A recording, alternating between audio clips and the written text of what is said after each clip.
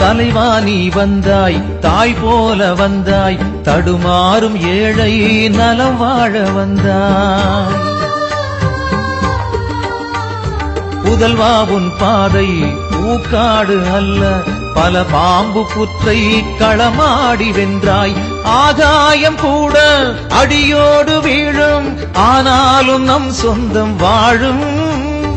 ஏழைகள் எல்லாம் பசியாரும் சோற்றில் திருமாவே உன் வாசம் வீசும்.